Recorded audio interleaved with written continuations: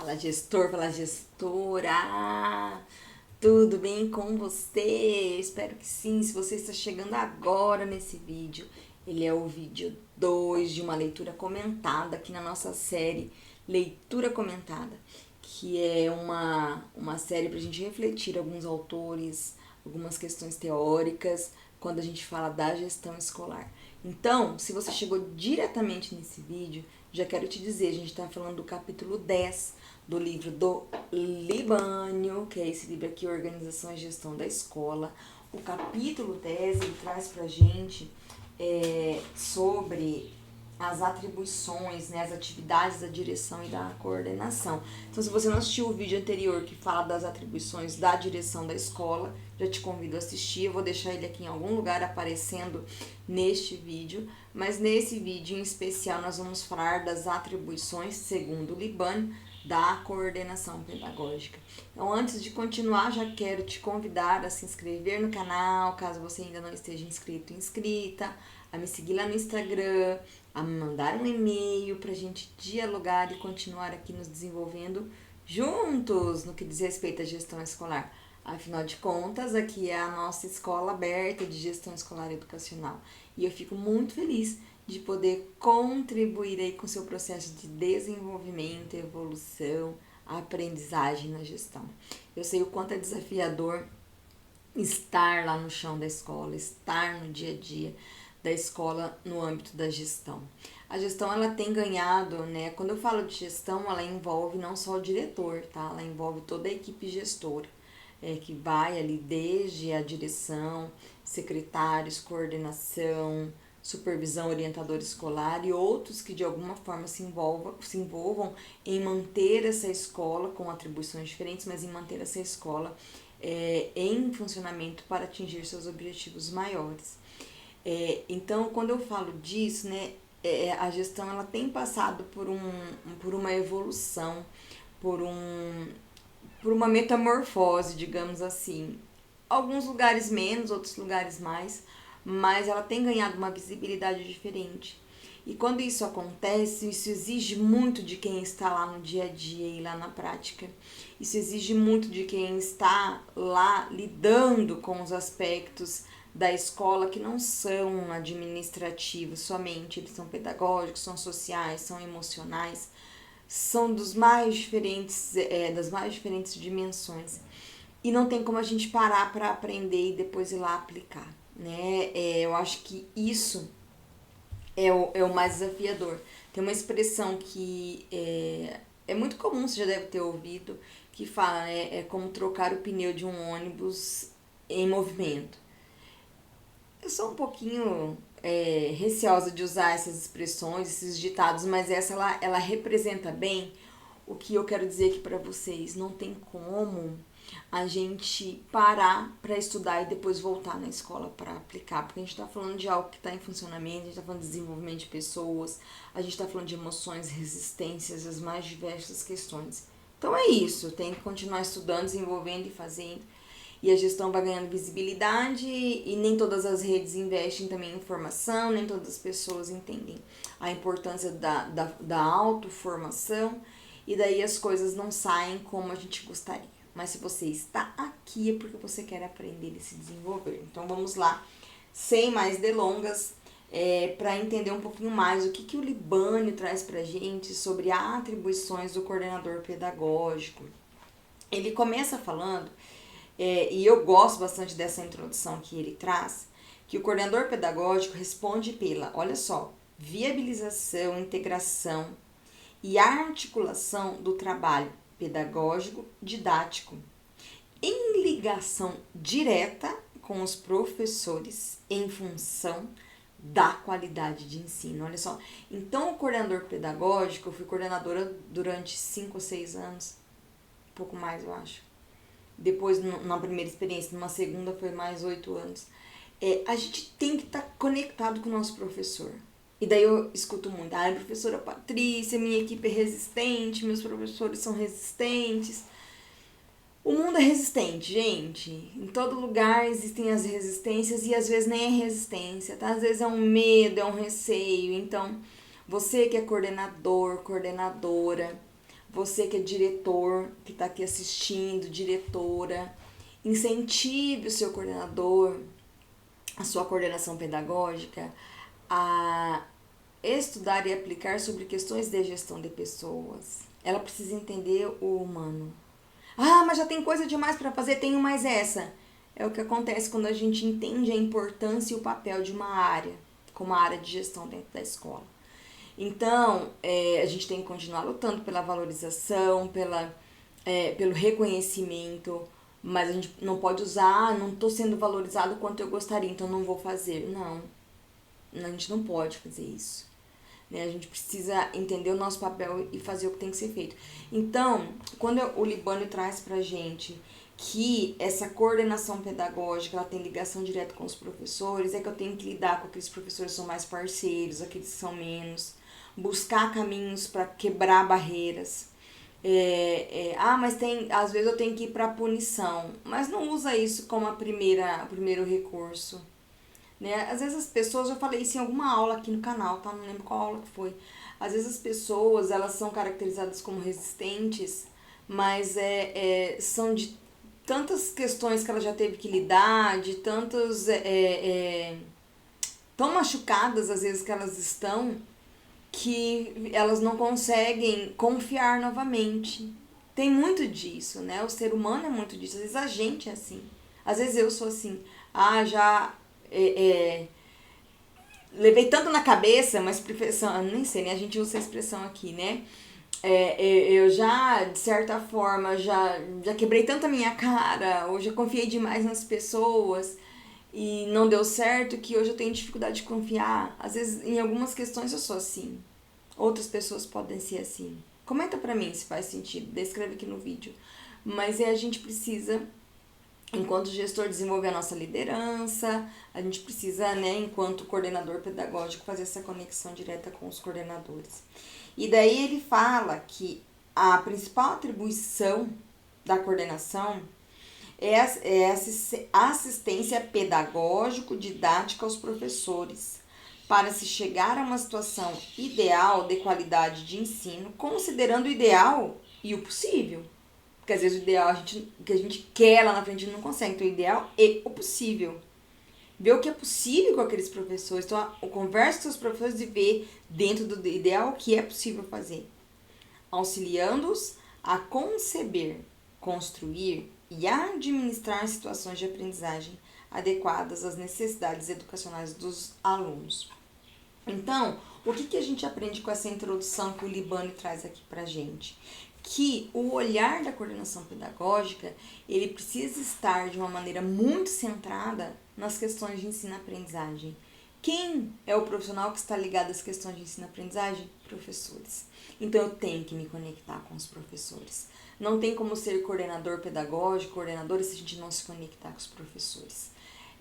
Se essa desconexão, ela acontece e a gente não busca reconectar, alguma coisa vai sair dos trilhos aí ao longo do tempo. E essa relação, ela vai ficar muito fragilizada e eu não vou conseguir entender e saber e ajudar o professor para melhorar aquilo que está acontecendo dentro da sala de aula. Tá? Então, assim, isso serve para a gente refletir essa questão em relação aos papéis. E daí, assim como ele fez, o Libânio trouxe lá nas atribuições do diretor, ele trouxe 10 atribuições específicas. Para a coordenação pedagógica, ele também traz. Né? Para a coordenação pedagógica, ele traz 12 atribuições específicas. Eu vou trazer aqui alguns recortes de algumas delas, tá?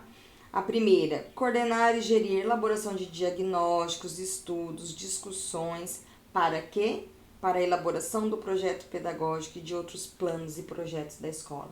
Veja bem, eu não estou descolando também a coordenação das questões de planejamento, de projeto, que às vezes fica aí a encargo mais da direção escolar, como responsabilidade da entrega de um documento final, como responsabilidade de uma apresentação, mas essa parte dos diagnósticos, dos estudos, da discussão com os professores, elas são atribuições da coordenação pedagógica. Ele fala também que outra atribuição específica é assegurar a unidade de ação pedagógica da escola.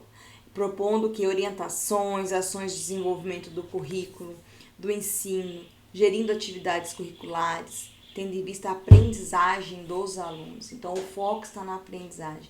Eu vou, enquanto coordenação pedagógica, fazer a gestão deste processo, conectando professores, fazendo análise. Ah, professora Patrícia, mas não dá tempo, é tudo muito corrido. A gente tem que organizar para conseguir, dentro do possível, lembre-se sempre, dentro do possível, desenvolver essas práticas. E daí tem um item que ele destaca bastante, que fala de prestar assistência pedagógico-didática direta aos professores. Como que eu faço isso? Observação de aula, e eu sei que isso gera uma discussão gigante eu preciso observar a aula do meu professor? É importante, mas eu tenho que trabalhar a cultura da observação de aula para que o professor não ache que eu estou indo lá só para vigiar a aula dele. Mas eu posso ajudar esse professor por meio da observação de aula, diálogos, entrevistas, reuniões de trabalho, outros meios. Tem um curso meu, aquele que me tornei gestoria agora, que eu falo das 7 chaves para a gente conseguir melhorar o clima da escola, fazer uma gestão mais humanizada. A primeira são as reuniões de alinhamento. Reuniões de alinhamento são momentos que eu deixo dentro de uma agenda fixa, no sentido que seja bom para todos, em que eu vou sentar para conversar com a minha equipe.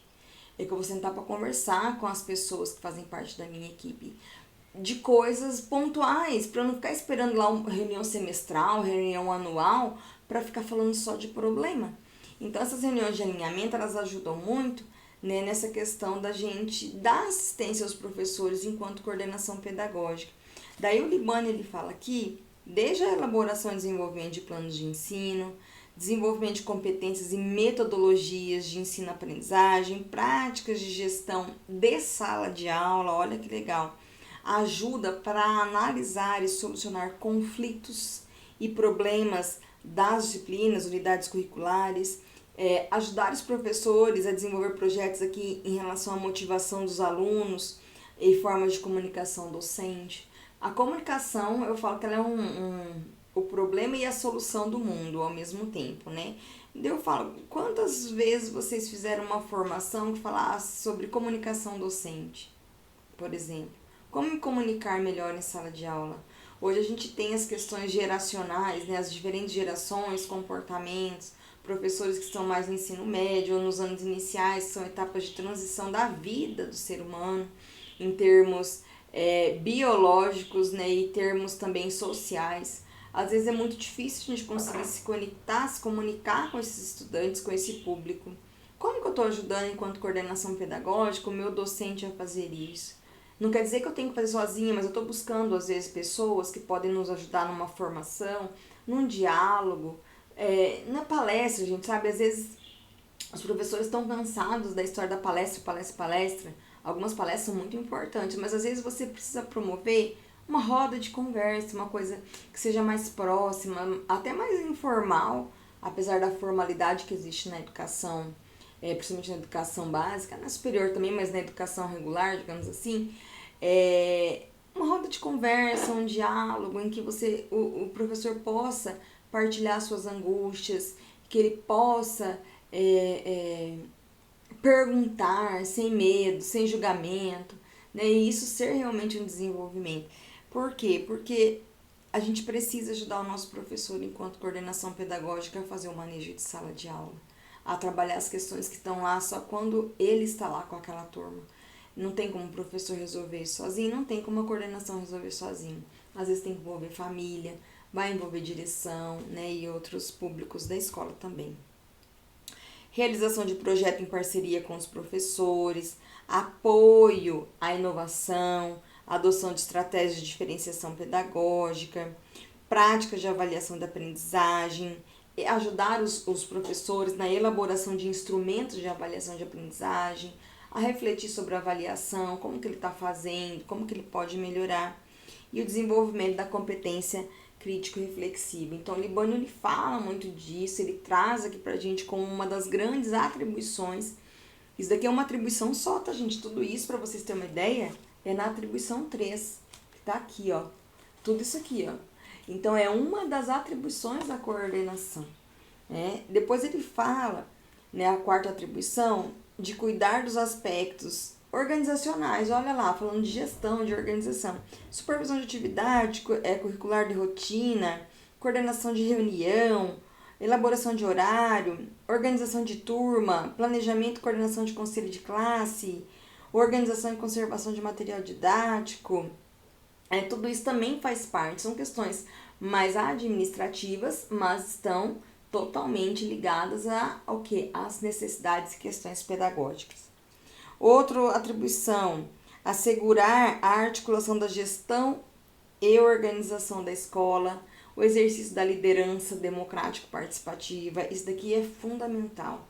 Criação e desenvolvimento de um clima de trabalho cooperativo e solidário, identificação de soluções práticas e técnicas e organizacionais para a gestão das relações interpessoais. Então, eu tenho que trabalhar em parceria com o diretor escolar para conseguir justamente mediar conflito que envolva professor, aluno, outros agentes da escola, mas sempre buscando soluções reais e práticas.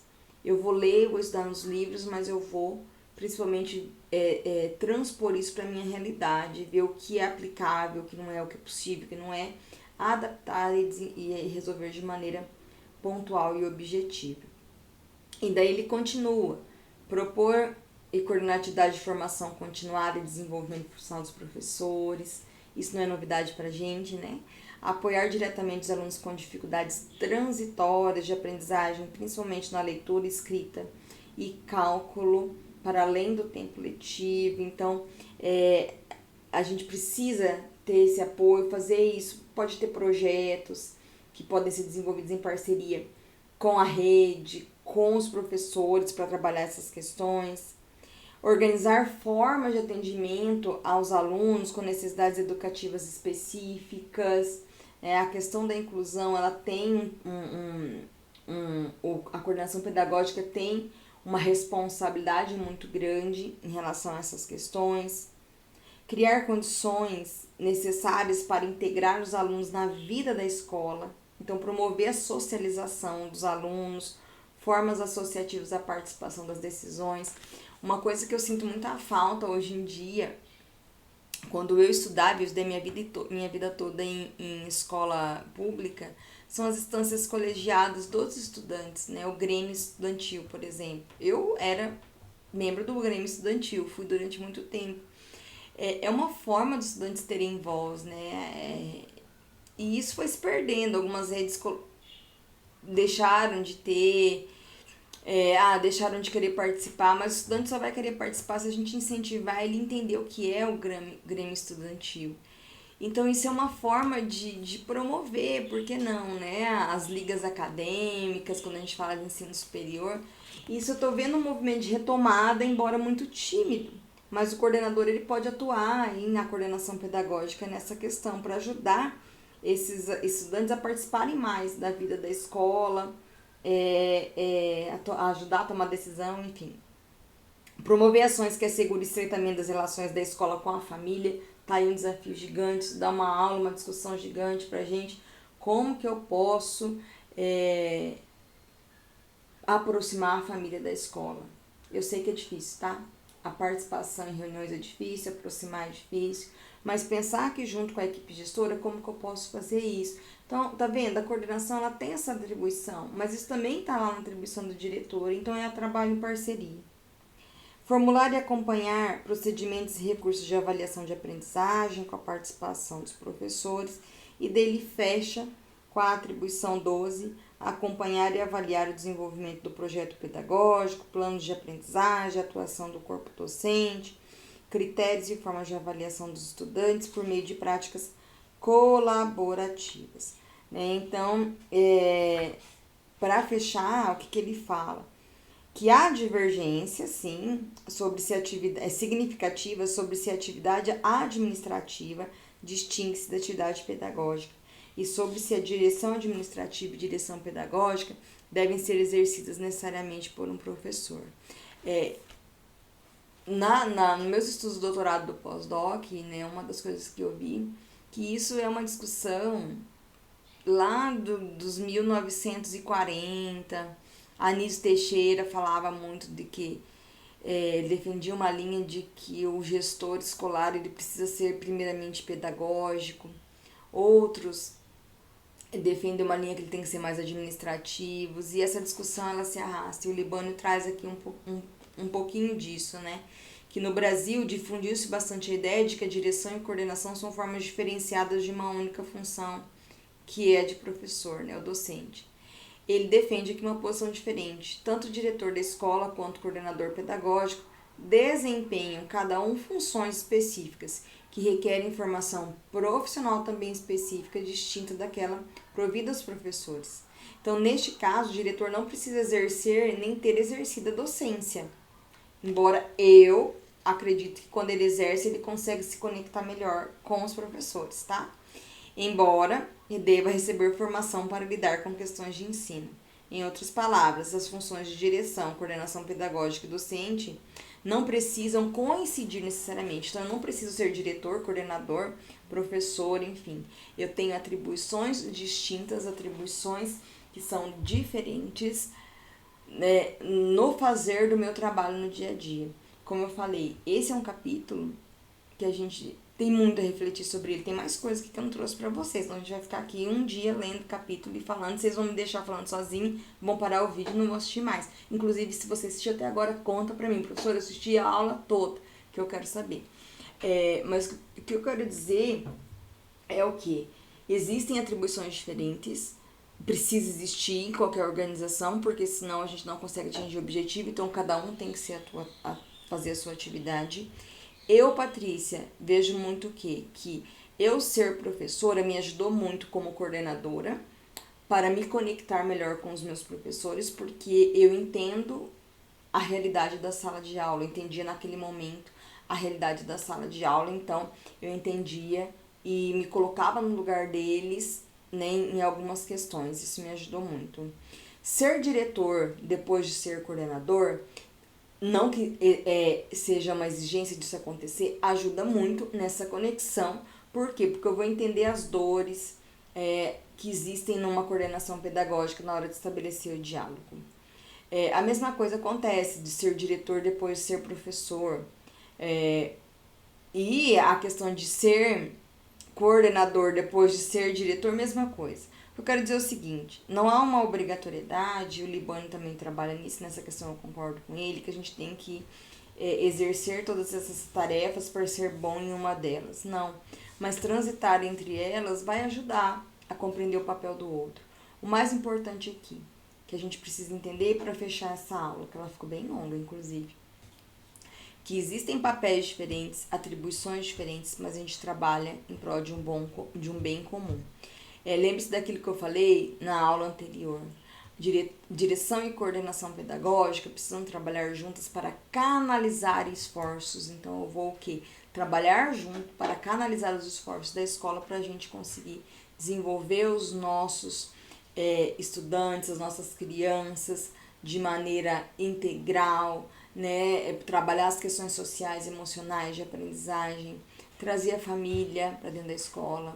A gente às vezes se revolta até, né? Mas mais um papel que era atribuição da família, a escola tem que fazer. Historicamente, a escola tem um papel muito grande na sociedade. Às vezes é a escola que precisa, às vezes não, tá? Isso acontece. A escola que precisa ensinar a família como ela precisa se desenvolver ou fazer, enfim. Isso é uma questão historicamente construída, então existe uma relevância muito grande da escola. Eu sei que o reconhecimento não é como a gente gostaria, né? A valorização não é como a gente gostaria, mas isso não nos exime de entender o papel que a escola tem. Então, depois dessas duas aulas, aqui essas duas leituras comentadas, eu espero que você tenha se desenvolvido um pouco mais. Conta aqui pra mim como é que foi assistir essa dupla leitura comentada, a gente pode dizer assim, né? Que a gente falou de duas atribuições. Se quiser, me conta lá no Instagram também que você assistiu a aula. É bem importante pra gente continuar aqui juntos, aprendendo, falando das questões da escola, enfim, tá bom? Conta pra mim se foi legal. Eu gostei bastante desse, eu gosto muito do Lipano e eu acho que foi bem legal. Então, um beijo pra você. Eu espero que você tenha aprendido bastante. Eu te espero na nossa próxima aula. Até mais!